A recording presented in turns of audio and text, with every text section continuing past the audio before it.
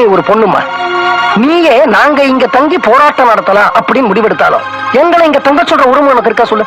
இல்லையே.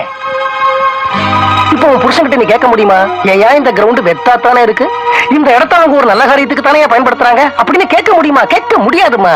ஏன்னா அம்பளைக்கு பொம்பளை அடிமை இல்லையா?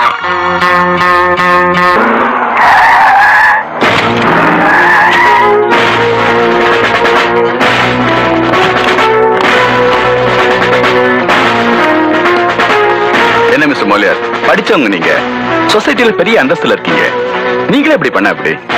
அது இல்ல inspector. No no no, trespassing is a criminal offence. உடனே இந்த இடத்தை காலி பண்ணுங்க. இன்ஸ்பெக்டர், ஏன் அனுமதியோட தான் இவங்க இங்க டென்ட் போட்டிருக்காங்க.